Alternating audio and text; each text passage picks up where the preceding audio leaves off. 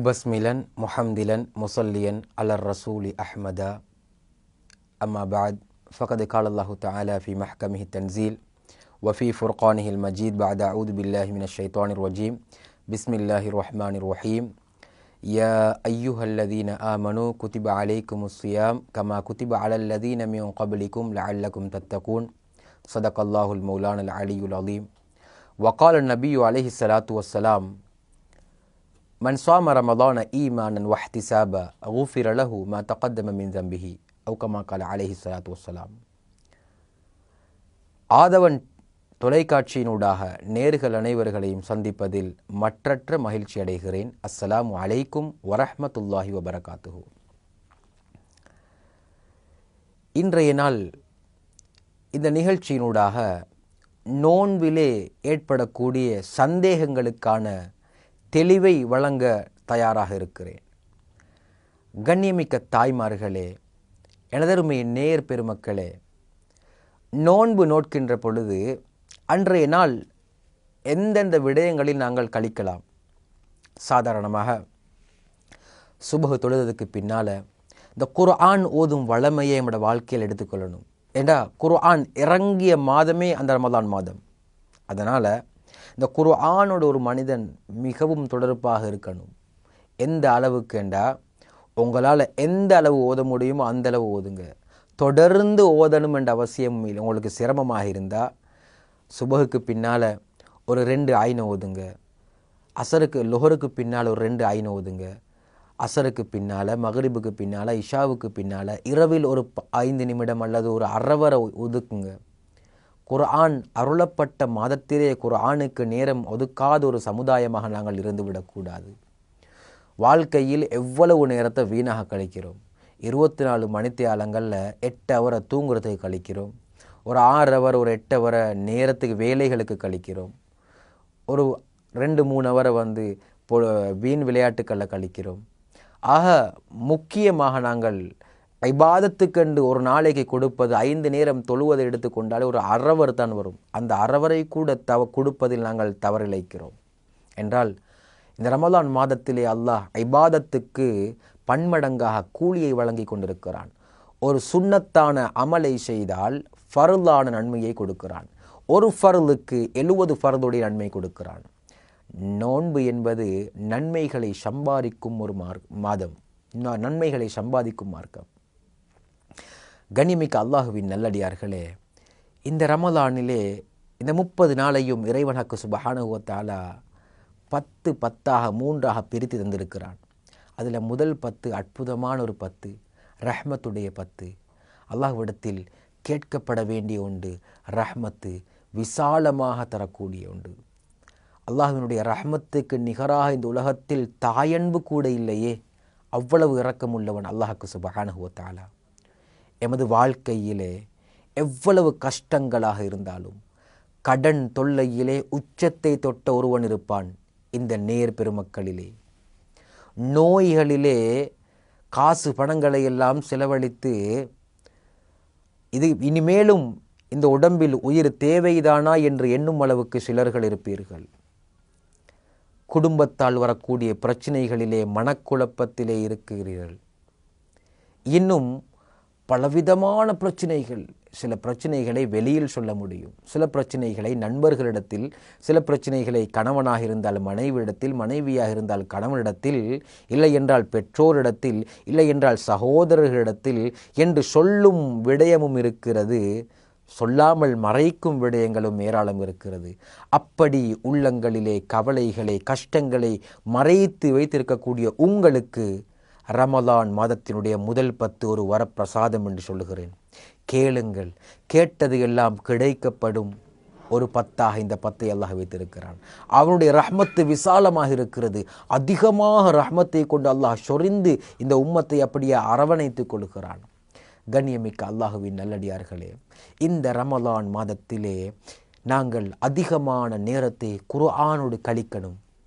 ஒரு நாளைக்கு ஏதாவது ஒரு தான தர்மங்களை செய்ய பழகணும். இந்த ரமலான் மாதத்தை இபாதத்துக்கள் நிறைந்ததாக கழிக்கணும். உதாரணமாக ஒவ்வொரு நாளும் துஹருக்கு பின்னாலோ அல்லது அசருக்கு பின்னாலோ ஒரு ஏழை எளியவருக்கு உங்களால் முடிந்த ஒரு சதக்காவை நீங்கள் கொடுத்து கொண்டே வரணும். ஒரு குர்ஆனில் 2 ஐனை ஒவ்வொரு தொழுகைக்கு பின்னால் ஓதிக்கொண்டே வரணும். அதே நேரத்தில் குர்ஆனில் சில சூறாக்களை பாடமாக்குறதுக்கான வசதி வாய்ப்புகள் இருந்தால் அதனை பாடமாக்கி கொண்டே வரணும். அதே நேரத்தில் அற்புதமான பெருமானார் ரசூலுல்லாஹி ஸல்லல்லாஹு அலைஹி வஸல்லம் மன்னவர்கள் மீது ஸலவாத்தை ஓதிக்கொண்டே இருக்கணும். குர்ஆன் அருளப்பட்டது பெருமானார் ஸல்லல்லாஹு அலைஹி வஸல்லம் அன்னவர்களுக்கு. குர்ஆன் இந்த மாதத்தில் இறங்கினாலும் அந்த இறங்குவதற்கு காரண கர்த்தாவாக இருந்த பெருமானார் நபியுல்லாஹி ஸல்லல்லாஹு அலைஹி வஸல்லம் அன்னவர்கள் மீது ஸலவாத்து சொல்வதை நியமமாக வைத்துக் கொள்ளணும். இந்த வெறுமன தூக்கத்திலே எமது நோன்புகள் போயிடக்கூடாது. தூக்கத்தினால் நோன்பு பிடிக்கிறதுல எந்த பயனுமே இல்லை. வேறு நாளையிலும் தூங்குகிறோம், இரவையிலும் தூங்குகிறோம். இரவு ஃபுல்லாக முழிச்சிருந்து களியாட்டங்களிலே நாங்கள் கழித்து விட்டு பகல் ஃபுல்லாக தூக்கத்தில் கழித்தால் அதுக்கு பேர் நோன்பு அல்ல. அது வெறுமனே தாகித்திருப்பதும் பசித்திருப்பதும் தான்.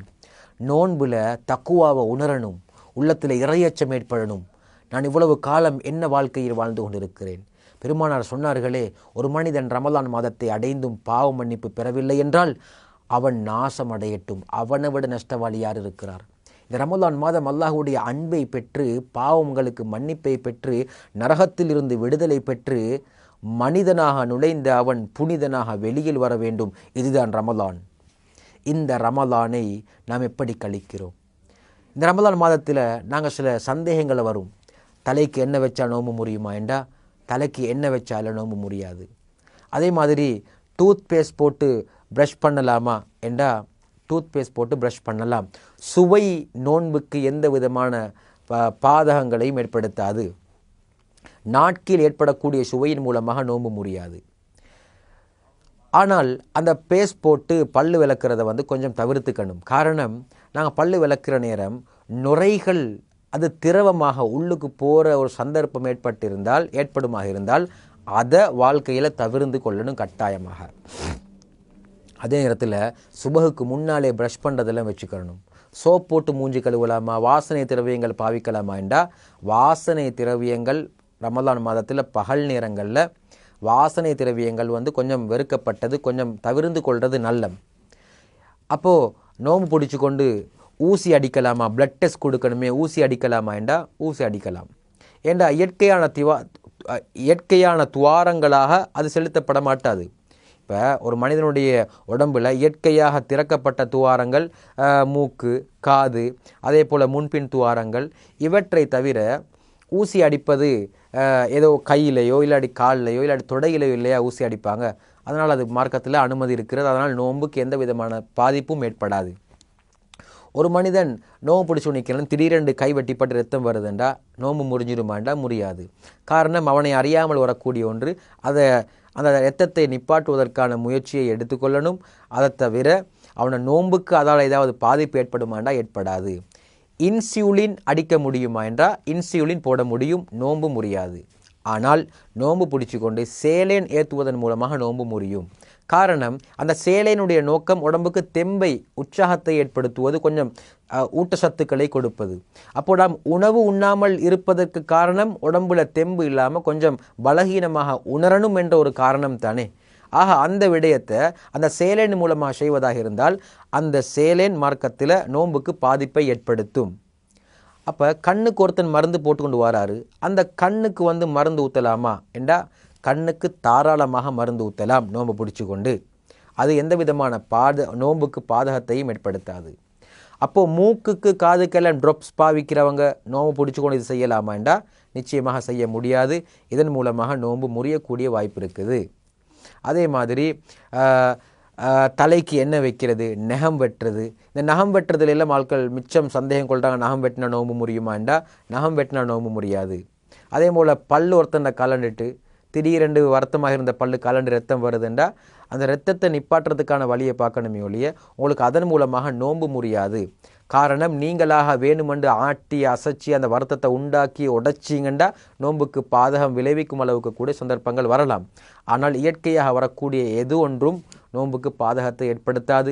உதாரணமாக ஒருத்தன் உங்களை தேள் கொத்துது, பாம்பு கொத்துதுண்டா அந்த இடத்துல உங்களை நோன்பு முடியாது. காரணம், இயற்கையான துவாரங்கள் வழியாக அது உட்செல்லவில்லை. நஞ்சு உள்ளுக்கு போகுதென்றாலும் அது இயற்கையான துவாரங்கள் மூலமாக போகவில்லை என்பதுதான் அர்த்தம். அப்போது சுவை நாட்கில் ஏற்படுவதன் மூலமாக நோன்புக்கு முறியும் அளவுக்கு பாதகம் ஏற்படாது, நோன்பு முறியாது.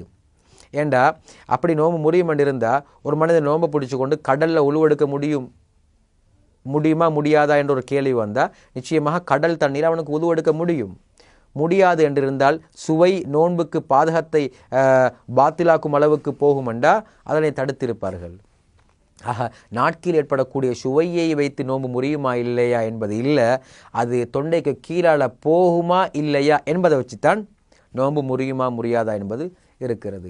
ஆக இது போன்ற சந்தேகங்கள் உங்களுக்கு நோன்பு காலத்தில் வருமாக இருந்தால் அருகில் இருக்கக்கூடிய உலமாக்களை அணுகி தக்க விளக்கங்களை பெற்று அழகான முறையில் ஆரோக்கியமான முறையில் நோன்பை பிடிப்பதற்கு அல்லாஹ் அருள் பாலிப்பானாக.